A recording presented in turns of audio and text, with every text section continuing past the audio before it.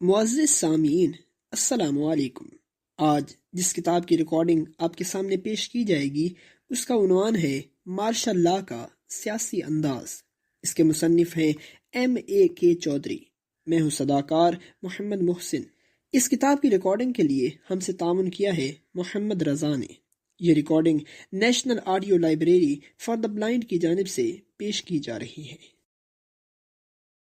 صفحہ نمبر 5، ترتیب، تعارف، صفحہ نمبر 7، تمہید، صفحہ نمبر 13، پیش لفظ، صفحہ نمبر 15، امریکن رابطہ، صفحہ نمبر 19، ابتدائی سال، صفحہ نمبر 20، ایوب خان کا دور، صفحہ نمبر 24، 1958 میں حکومت کا تختہ الٹنا، صفحہ نمبر 26، پاک امریکی معاہدہ، صفحہ نمبر 29، 1965 پاک بھارت جنگ، صفحہ نمبر 30، یحییٰ کا دور حکومت، صفحہ نمبر 32، بھٹو کا درمیانی زمانہ، صفحہ نمبر 33، ضیاء الحق کا حکومت پر قابض ہونا، صفحہ نمبر 37، اخلاقی نقطہ نگاہ، صفحہ نمبر 44، آئین اور مارشل لاء، صفحہ نمبر 50،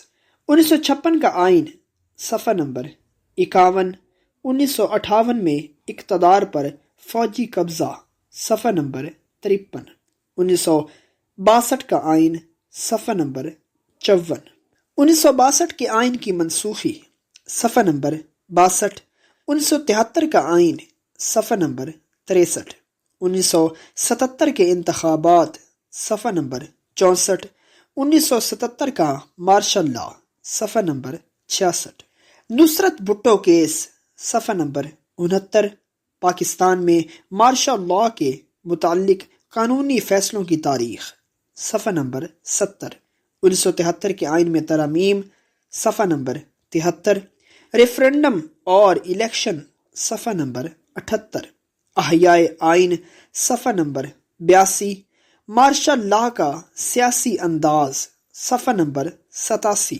پاکستان کی تخلیق، صفحہ نمبر 88، راولپنڈی سازش کیس، صفحہ نمبر 93، پہلا مارشل لاء، صفحہ نمبر 93، مجیب الرحمان کا 6 نکاتی پروگرام، صفحہ نمبر 103، دوسرا مارشل لاء، صفحہ نمبر 107، مشرقی پاکستان میں پولیس ایکشن، صفحہ نمبر 111، تیسرا مارشل لاء، صفحہ نمبر 118، مارشل لاء کے جواز کا اعتراف، صفحہ نمبر 128، ما حصل، صفحہ نمبر 135، اختتامیہ، صفحہ نمبر 144، سٹاپ پریس، صفحہ نمبر 151، صفحہ نمبر 7، تعارف۔ اس کتاب کے مطالعے سے واضح ہے کہ نوجوانوں کے اذہان میں قانون کے احترام کو اجاگر کرنے اور پاکستان میں بارہا قانون کی بالادستی کے مجروح ہونے کے تباہ کن اثرات سے ان کو کما حق کو آگاہ کرنے کا جذبہ ہی اس کی تصنیف کا محرک ہے۔ محمود علی خان چودھری پولیس کے اعلیٰ عہدوں پر فائز رہے ہیں۔ وہ inspector general police, director general وفاقی ادارہ تحقیق FIA اور پھر سیکرٹری وزارت داخلہ رہے، جس عہدے سے وہ جنرل ضیاء الحق کے مارشل لاء لگنے کے چند ماہ بعد ریٹائر ہوئے، لہٰذا وہ اپنے علم اور تجربے کی بنا پر بات کرتے ہیں اور ایک محب وطن کی حیثیت سے اپنے دل کی گہرائیوں سے بولتے نظر آتے ہیں۔ وہ طبعاً نرم گفتار واقع ہوئے ہیں، لیکن راست گوئی اور صداقت ان کے طرز کلام کا خاصہ ہے۔ یہ کتاب ان کی صداقت پسندی اور پختہ عقیدوں کی مظہر ہے۔ حقائق نگاری اور خصوصاً ملک میں متعدد آئینی بحرانوں کے بیان میں ان کی تحریر بے دھڑک اور حق گوئی و بے باکی کی مثال ہے۔ اپنے ناقدانہ انداز میں انہوں نے ریا کے بت توڑے ہیں اور ہر ڈھکوسلے کو بے نقاب کیا ہے۔ انہوں نے دو ٹوک کہا ہے کہ جب کوئی آمر کسی آئینی نظام کو تہ و بالا کرتا ہے تو ہمیشہ یہی دعویٰ کرتا ہے کہ وہ امن اور تعمیر کے دور کا آغاز کر رہا ہے، لیکن یہ امن قبرستان کا سکوت اور یہ تعمیر عوام کی بہبود کے لیے نہیں بلکہ ان پر ناجائز دباؤ کا تانا بانا ہوتا ہے۔ عامر اپنے خود ساختہ سیاسی فلسفے کے ساتھ یا اخلاقی اور مذہبی لبادے اوڑھ کر آتے ہیں۔ ان کے لب و لہجے مختلف لیکن مسلک ایک ہی ہوتے ہیں۔ ان کا اولین مقصد عوام کی آزادی افکار سلب کرنا ہوتا ہے۔ سیاسی عمل کو روکنے کے لیے وہ معاشرے کو استبداد کی زنجیروں میں جکڑ دیتے ہیں۔ عدالتیں جو ہر مہذب ملک اور معاشرے میں انصاف اور استحکام کا سرچشمہ ہوتی ہیں، پابندیوں میں گھٹ کر رہ جاتی ہیں۔ اس ملک میں جمہوریت کا انحطاط اس دور سے شروع ہوا جب گورنر جنرل غلام محمد نے ملک کے منتخب وزیر اعظم کو معزول کر دیا اور آئین ساز اسمبلی کو اس لیے توڑ دیا کہ اس اسمبلی نے گورنر جنرل کے از خود قانون سازی کے اختیارات کو محدود کر دیا تھا۔ سپریم کورٹ نے گورنر جنرل کے اس فیصلے کی توثیق کر دی۔ سپریم کورٹ کا یہ فیصلہ آج تک محل نظر ہے، لیکن اس مقدمہ تمیز الدین بنام گورنر جنرل کے 9 دن بعد ہی یوسف پٹیل بنام سرکار کیس میں سپریم کورٹ نے فیصلہ کیا کہ آئینی معاملات میں صرف آئین ساز اسمبلی ہی قانون بنا سکتی ہے اور گورنر جنرل کو یہ اختیار تفویض نہیں کیا جا سکتا۔ گورنر جنرل کا اختیار صرف آئین ساز اسمبلی کے بنائے ہوئے قوانین کی توثیق تک محدود تھا اور اس اسمبلی کے توڑ دیے جانے پر وہ یعنی گورنر جنرل آئین ساز اسمبلی کا جانشین قرار نہیں دیا جا سکتا۔ تمیز الدین بنام گورنر جنرل کیس میں گورنر جنرل کے وکیل مسٹر ڈپلاک نے سپریم کورٹ کو یقین دلایا کہ گورنر جنرل جلد از جلد صوبائی اسمبلیوں کے ذریعے ایک نئی آئین ساز اسمبلی تشکیل دینے کا ارادہ رکھتا ہے۔ گورنر جنرل نے ایکٹ نمبر 9 مجریہ 1955 عیسوی کے ذریعے بعض ایسے قوانین کی توثیق کر دی تھی جو آئین ساز اسمبلی نے گورنر جنرل کو نہیں بھیجے تھے۔ سپریم کورٹ نے اس ایکٹ کو کالعدم قرار دیتے ہوئے مسٹر ڈپلاک کے بیان کے متعلق گرم جوشی سے کہا، ہمارے سامنے جو بیان دیا گیا ہے اس کی روح سے یہ توقع تھی کہ حکومت اپنے موقف پر عمل کرتے ہوئے ایک منتخب اسمبلی تشکیل دے گی جو آئین ساز اسمبلی کی حیثیت سے ان تمام قوانین پر غور کرے گی جن کو ایسی اسمبلی کی غیر موجودگی میں توثیق دینے کی کوشش کی گئی۔ آئین ساز اسمبلی کا وجود آئینی نظام کا دستور ہے جس سے کہ موجودہ تعطل دور ہو جاتا، لیکن واقعات ظاہر کرتے ہیں کہ اب حکومت کا ارادہ تبدیل ہو گیا ہے۔ اس آرڈیننس میں کوئی ایسی شک نہیں جس سے ظاہر ہو کہ الیکشن ہونے والے ہیں، ماں سوائے اس کے کہ ایڈوکیٹ جنرل کا کہنا ہے کہ حکومت ایسا ارادہ رکھتی ہے۔ یہی فیصلہ تھا جس کے بعد کہ صوبائی اسمبلیوں کے ذریعے کیے گئے انتخاب سے ایک آئین ساز اسمبلی مارچ وجود میں آئی، اور یہی وہ اسمبلی تھی جس نے 1956 کا آئین مرتب کیا۔ آئین نافذ ہوا تو عوام میں فخر و انبساط کی ایک لہر دوڑ گئی، لیکن یہ خوشی دیر پا ثابت نہ ہو سکی۔ عام انتخابات فروری 1959 میں ہونے طے پائے۔ عوام ان انتخابات کے ذریعے ایک آزاد قوم کی حیثیت سے ملک میں کاروبار ریاست میں حصہ لینے کے لیے بے تاب تھے۔ تحریک پاکستان کے دور کی طرح ایک بار پھر ملک بھر میں سیاسی عمل کا جوش و خروش تھا۔ خان عبد القیوم خان کی قیادت میں جہلم سے لے کر گجرات تک ایک 32 میل لمبا جلوس انہی انتخابات کے سلسلے میں نکلا۔ خان عبد القیوم خان راستے میں جگہ جگہ تقریریں کرتے رہے، یہاں تک کہ ان کی آواز بیٹھ گئی۔ خود انہوں نے راکم الحروف کو اسی بیٹھی ہوئی آواز میں بتایا، ملک بھر میں ایک نئی زندگی کی لہر دوڑ رہی ہے اور قوم ایک بار پھر اپنا تشخص قائم کرنے پر آمادہ ہے۔ گجرات میں ایک عظیم الشان جلسے میں تقریر کرتے ہوئے خان عبد القیوم خان نے کہا کہ ملک کی فوج عوام میں سے ہے اور وہ عوام کے لیے اپنا فرض پہچانتی ہے۔ اس بیان سے کراچی میں حکومت لڑکھڑا گئی۔ سکندر مرزا اور ایوب خان نے مل کر آئین کے خلاف بغاوت کی اور ملک میں مارشل لا لگا دیا گیا، جس کے تباہ کن اثرات نے ملک کی جڑیں ہلا دیں اور آئندہ کے لیے تالے آزما جرنیلوں کے لیے ایک نئی مثال قائم کر دی تاکہ وہ بھی کوئی بہانہ پائیں، اسی طرح آئین کے خلاف بغاوت کر سکیں۔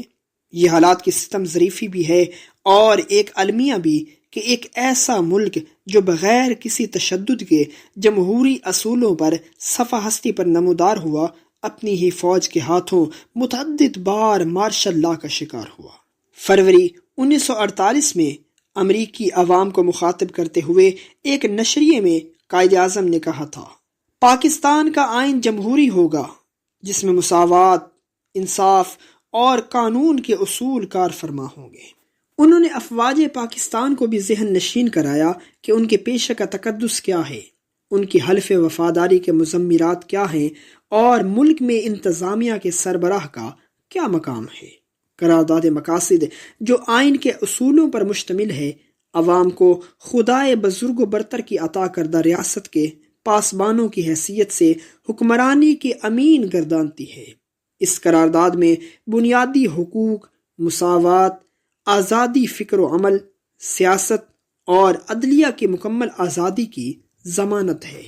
متعدد مارشل لا لگنے سے یہ تمام اصول پس پشت ڈال دیے گئے اور عوام میں خوف و ہراس پھیلانے کے لیے مارشل ریگولیشنوں کا ایک سیلاب برپا کر دیا گیا۔ آزادی تحریر و تقریر اور اجتماع سلب کر لی گئی، نئے نئے جرائم وضع کر دیے گئے اور مارشل لا کورٹ بنا دیے گئے، جن میں کھلی عدالت میں سماعت کے طریقہ کار کی بجائے بند کمروں میں سماعت ہونے لگی۔ خارجہ پالیسی چند ہاتھوں میں چلی گئی۔ جب 1965 میں ہندوستان کے ساتھ جنگ ہوئی تو صدر ایوب کو یہ تاثر دیا گیا کہ ہندوستان بین الاقوامی سرحد پار نہیں کرے گا۔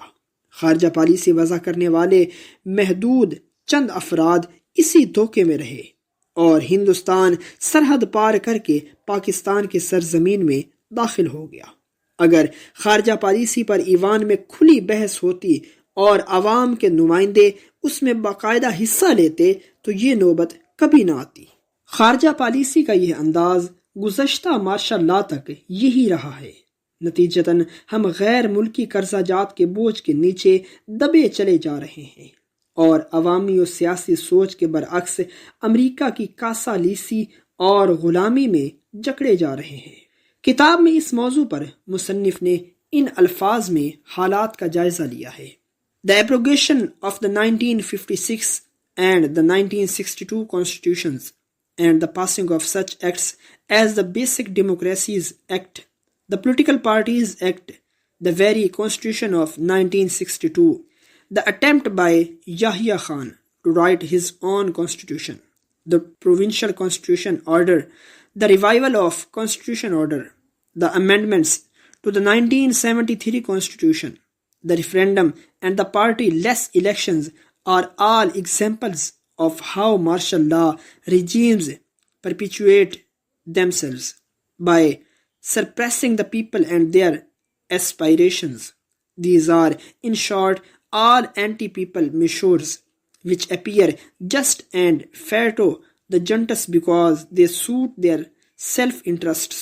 However, failure at some stage exposed their hollowness and swept these so-called laws away in the first two cases of Ayub and Yahya.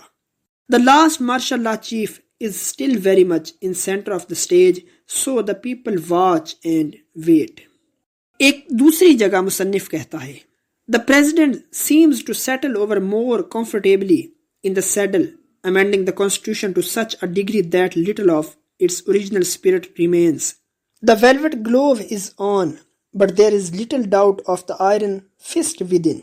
And so, weakened by attacks of martial law, Pakistan limps on with political institutions in tatters, a staggering debt burdens, a societal foreign policy, and a democracy overshadowed by the army.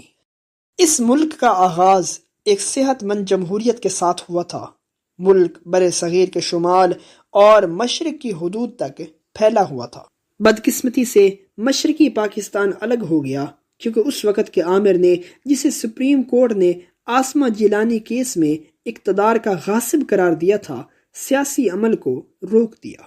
گزشتہ martial law حکام نے بلند و بانگ دعوے کیے تھے کہ وہ 90 دن میں جمہوریت بحال کر دیں گے، لیکن وہ تقریباً 9 سال تک حکومت پر قابض رہے اور آخر میں ہمیں ایک غیر جماعتی اسمبلی عنایت کی جس کا صدر ایک بارودی فوجی کمانڈر ان چیف ہے۔ اب مارشل لا تو باقی نہیں، لیکن اس کے اثرات اور چھاپ موجود ہیں۔ فوجی عدالتوں میں دی گئی سزائیں بدستور جاری ہیں۔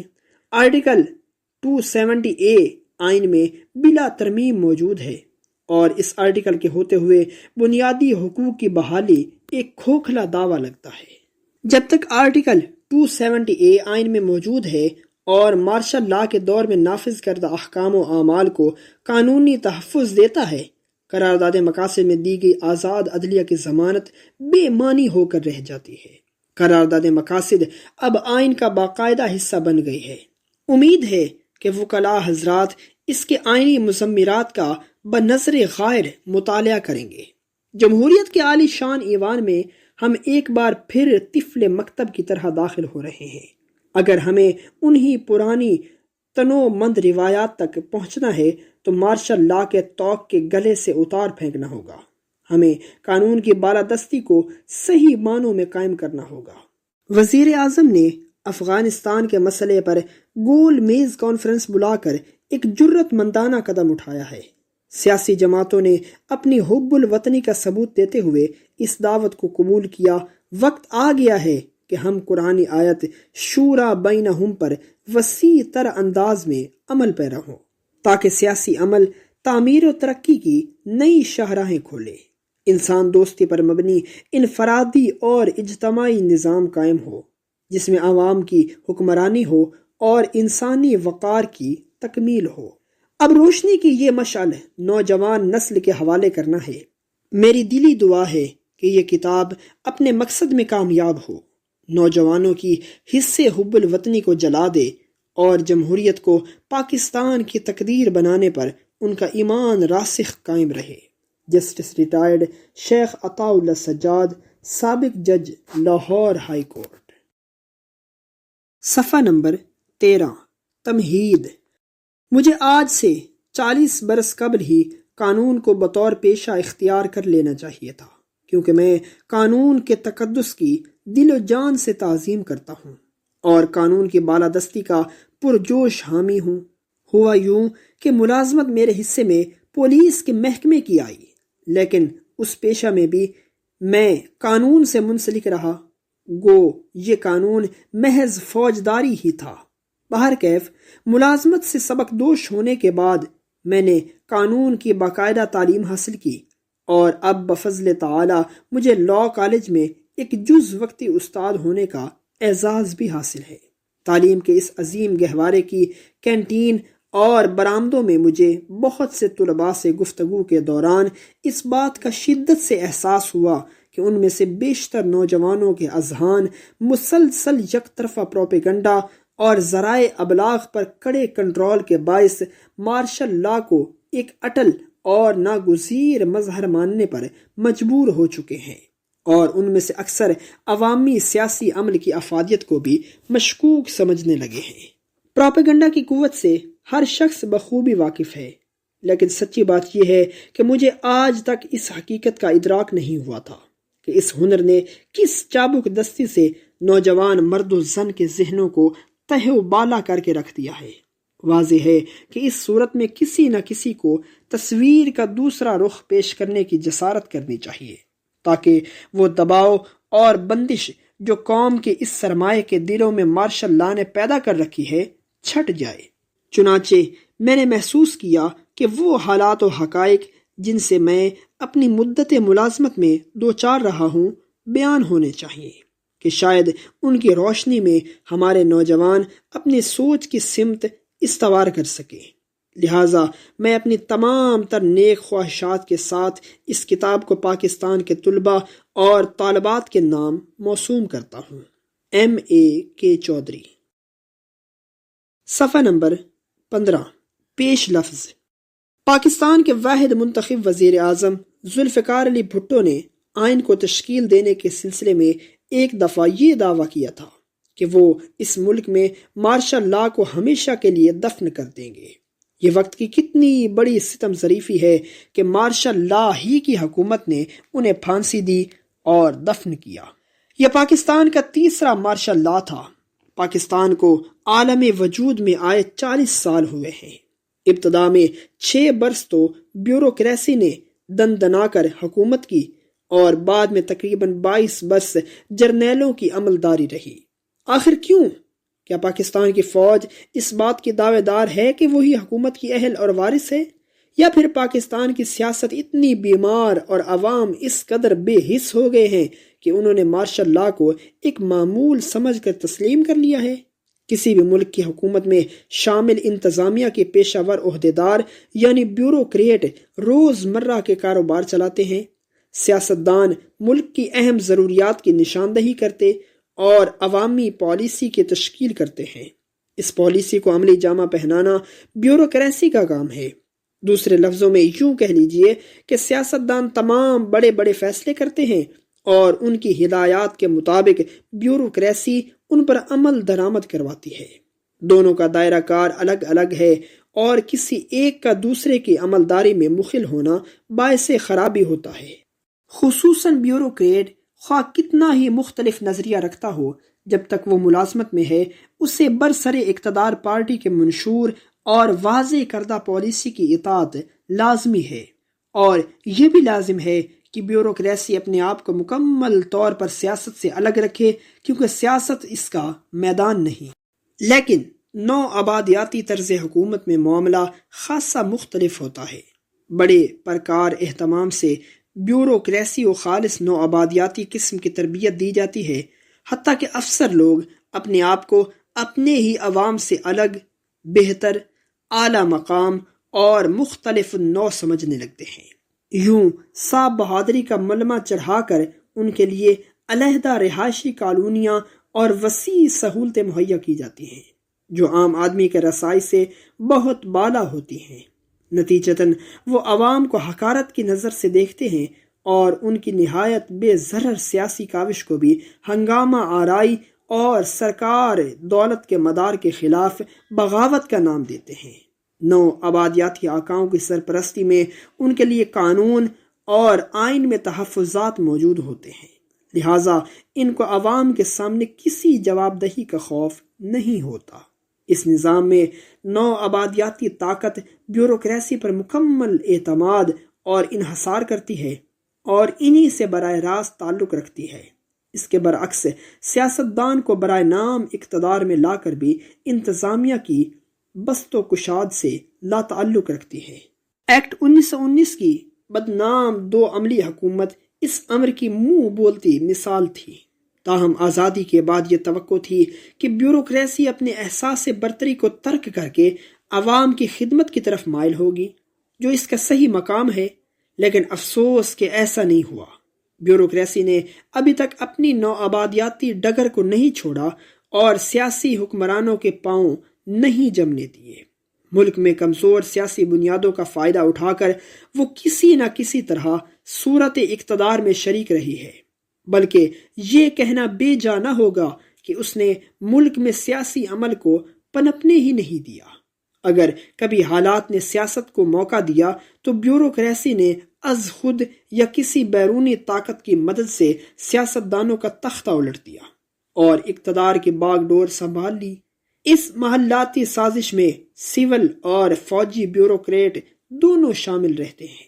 اس سے پہلے کہ ہم مارشل لا کی بحث اور پاکستان کی سیاست پر اس کے اثرات کے بارے میں کچھ کہیں، مناسب ہوگا کہ ہم لفظ مارشل لا کے معنوں کی مفصل تعریف کر لیں۔ یہاں میں مشہور مقدمہ عاصم جیلانی بنام سرکار میں سپریم کورٹ کے فیصلے سے اقتباس دینا چاہوں گا، جو حسب ذیل ہے۔ مارشل لا 3 قسم کا ہوتا ہے۔ نمبر 1، وہ قانون جو مسلح افواج کی نظم و ضبط اور دیگر معاملات کے تصفیہ کے لیے لاگو ہو، ہمارا اس سے کوئی تعلق نہیں۔ نمبر 2، وہ قانون جو فاتح فوج کسی غیر ملک پر قبضہ کرنے کے بعد نافذ کرے۔ اس قسم کے مارشل لا کی کلاس کی تعریف ڈیوک آف ویلنگڈن نے ہاؤس آف لارڈز میں ان الفاظ میں کی: مارشل لا صرف اور صرف فاتح جرنیل کی مرضی ہوتی ہے جس کے تحت وہ مفتوحہ علاقے پر کمانڈ کرتا ہے۔ دراصل مارشل لا کا سیدھا سادہ مطلب ہے لا قانونیت۔ اس قسم کے مارشل لا سے بھی ہمارا کوئی تعلق نہیں۔ نمبر 3، وہ قانون جب سول حکومت امن عامہ برقرار رکھنے میں عہدہ برا نہ ہو کر فوج کو حالات پر قابو پانے اور امن عامہ کو بحال کرنے کے لیے بلائے اور مارشل لا نافذ ہو۔ ایسی صورت میں مارشل لا کے تمام ضابطے اور احکام محض امن بحال کرنے کے متعلق ہوتے ہیں، اور امن بحال کر کے سول حکومت کو اقتدار لوٹانا مقصد ہوتا ہے۔ عملی طور پر یحییٰ خان کا مارشل لا دوسری قسم کا تھا۔ اس نے 25 مارچ 1969 سے لے کر 30 مارچ 1971 تک بڑی تعداد میں مارشل لا کے ضابطے اور آرڈر جاری کیے جن کا سول ہنگاموں سے کوئی تعلق نہیں تھا۔ دراصل مارشل لا لگنے کے چند روز بعد ہی ملک میں امن عامہ بحال ہو گیا تھا، لہٰذا مارشل لا کو اسی وقت ختم ہو جانا چاہیے تھا۔ لیکن حکومت کے تمام اداروں کو، جن میں عدالتیں بھی شامل تھیں، یحییٰ خان کے سامنے حاضر ہونا پڑا، جیسے کوئی فوجی کمانڈر کسی غیر ملک کو فتح کر کے مغلوب رعایا کو حاضر ہونے کا حکم دیتا ہے۔ پاکستان نہ تو کوئی مفتوحہ ملک تھا اور نہ ہی یحییٰ خان کی کمانڈ میں فوج کوئی غیر ملکی فاتح لشکر تھا جو اس قسم کا مارشل لا نافذ کرنے کا مجاز ہوتا۔ لہٰذا یحییٰ خان کا نافذ کردہ مارشل لا غیر قانونی تھا اور اس کے جاری کردہ تمام ضابطے اور احکام بھی غیر قانونی اور کالعدم تھے۔ جب مارشل لا قانون کی بالادستی کی نفی کرتا ہے تو پھر سوال پیدا ہوتا ہے کہ ایک نوزائیدہ ملک جو اتنی قربانیوں کے بعد حاصل ہو میں اسے کیوں تسلیم کر لیا جاتا ہے؟ کیا مارشل لا کا اتنی آزادی سے یوں بار بار لگنا مناسب اقدام تھے؟ ایس ای فائز نے اپنی مشہور کتاب دا مین آن ہارس بیک میں لکھا ہے کہ مسلح افواج کو سول تنظیموں پر 3 طرح کی برتری حاصل ہے: اولاً اعلیٰ اور نمایاں تنظیم، ثانیاً ایک ولولہ انگیز جذبہ، اور ثالثاً اسلحہ کی فراوانی۔ جنگ و جدل ان کا پیشہ ہے اور وہ اپنی طاقت کے نشے میں سرمست رہتے ہیں۔ اس لیے حیرت اس بات پر نہیں کہ وہ اپنے سول آقاؤں کے خلاف بغاوت کیوں کرتے ہیں، بلکہ حیرت یہ ہے کہ وہ سرے سے سول آقاؤں کو تسلیم ہی کیوں کرتے ہیں۔ خود ہی اس سوال کا جواب دیتے ہوئے فائز نے ان محرکات کا ذکر کیا ہے جو فوجوں کو مارشل لا نافذ کرنے سے باز رکھتے ہیں، جن میں سے چند یہ ہیں: فوج کی سیاسی سوجھ بوجھ کی کمی، فوجی مداخلت کا اخلاقی فقدان، اور پھر سب سے اہم عوام کی قوت مدافعت یا کم از کم مدافعت کا جذبہ۔ پاکستان کے تجربے میں آخری شق یعنی عوام میں مدافعت کی کمی یا کمزوری ہی فوج کو بار بار مارشل لا نافذ کرنے کی دعوت کے مترادف رہی ہے۔ ہندوستان میں حالات و واقعات ہمارے ہاں سے بہت مختلف ہیں۔ مشرقی پنجاب میں جب سکھوں نے علیحدہ اور خود مختار ریاست کے مطالبے کے سلسلے میں بغاوت کا علم بلند کیا تو مرکزی حکومت نے پنجاب کی صوبائی حکومت کو امن قائم نہ رکھ سکنے کی بنا پر معزول کر دیا اور گورنر راج نافذ ہوا۔ وفاقی ریزرو پولیس بلائی گئی اور ساتھ ہی ساتھ گفت و شنید کا سلسلہ بھی جاری رکھا گیا۔ جب ان سب اقدام میں ناکامی ہوئی تو فوج کو سول انتظامیہ کی مدد کے لیے بلایا گیا۔ ادھر سکھوں نے ہندوؤں کا قتل عام شروع کر دیا اور انتظامیہ کو بے بس کر دیا۔ آخرکار فوج نے سکھوں کے مقدس گردوارہ گولڈن ٹیمپل، جہاں سے تمام تخریب کاری کی سرپرستی ہوتی تھی، پر حملہ کیا۔ دونوں طرف سے جدید اور بھاری اسلحہ استعمال کیا گیا اور سینکڑوں لوگ مارے گئے۔ شہر بھر میں ہیجان، بد امنی، لوٹ مار اور قتل و غارت کا بازار گرم رہا۔ چنانچہ شہر کو بھی وقتی طور پر فوج کے حوالے کر دیا گیا۔ قتل و غارت دونوں طرف سے جاری رہا، یہاں تک کہ سکھوں نے وزیر اعظم مسز اندرا گاندھی کو بھی ہلاک کر دیا۔ جس وقت امرتسر کے حالات بالکل بے قابو ہو چکے تھے، وزیر اعظم کے ایک مشیر نے مقامی طور پر مارشل لا نافذ کرنے کا مشورہ دیا، لیکن اندرا گاندھی نے سیخ پا ہو کر اسے رد کر دیا۔ جہاں تک بھارتی فوج کا تعلق ہے، کسی جرنیل کی جرت تک نہیں ہوئی کہ مارشل لا لگائے یا اس کی تجویز تک کرے۔ پاکستان میں عوام مارشل لا کو اتنی آسانی سے کیوں قبول کر لیتے ہیں اور اپنے حکمرانوں کو خود منتخب کرنے کے عمل سے کس لیے پسپا ہو جاتے ہیں؟ جواب اس سوال کا یہ ہے کہ پاکستانی عوام سیاسی عمل، نمائندوں، حکومت اور قانون کی بالادستی کے اتنے ہی حامی ہیں جتنے کسی بھی اور ملک کے باشندے۔ وہ محض صفاق قوت سے مغلوب ہو جاتے ہیں، جس قوت کا استعمال مارشل لا نافذ کرنے والے جرنیل کر سکتے ہیں یا کرنے کے لیے تیار ہوتے ہیں۔ قوت کا استعمال مارشل لا نافذ کرنے والے جرنیل کر سکتے ہیں یا کرنے کے لیے تیار ہوتے ہیں۔ قوت کے بارے میں ٹرینڈر سل لکھتا ہے، جب طاقت ننگی ہو کر سامنے آ جائے تو پھر جائے وقوع ملکی ہو یا بین الاقوامی، ایسی طاقت کا استعمال زیادہ سنگ دلانہ اور صفاقانہ ہو جاتا ہے۔ بنیادی حقوق سے محرومی، جلا وطنی، قید و بند، کوڑے مارنا، سر عام پھانسیاں دینا، عدالتوں کے اختیارات کی سلبی، انتظامیہ پر مکمل کنٹرول، کرفیو، ہر قسم کی سیاسی سرگرمی کی معطلی، یہ سب وہ ظالمانہ اقدامات ہیں جنہوں نے سال ہا سال میں عوام کی قوت مدافعت کو کمزور کرتے کرتے ختم کر دیا ہے، اور عوام مارشل لا کے مقابلے میں بے حس ہو کر رہ گئی ہے۔ اس کے بعد کے ابواب میں قومی پالیسیوں کی کمزوری، پاکستان میں مارشل لا دور کے تحت مختلف لیڈرشپ اور اس کے سیاسی ماحصل کا ذکر اور تجزیہ پیش کرنے کی کوشش کی گئی ہے۔ معزز سامعین، جو ریکارڈنگ آپ نے ابھی سماعت فرمائی، اسے national audio library for the blind کی جانب سے پیش کیا گیا ہے۔ ہمارے یوٹیوب چینل کو لائک، سبسکرائب اور شیئر ضرور کیجیے۔ اپنی قیمتی تجاویز اور آراء کے اظہار کے لیے ہمارے کمنٹ سیکشن کا استعمال کیجیے۔ اگر آپ بھی رضاکارانہ طور پر ہمارے اس مشن کا حصہ بننا چاہیں تو ڈسکرپشن میں دیے گئے لنک کے ذریعے ہمارے واٹس ایپ گروپ کو جوائن کیجیے۔ شکریہ۔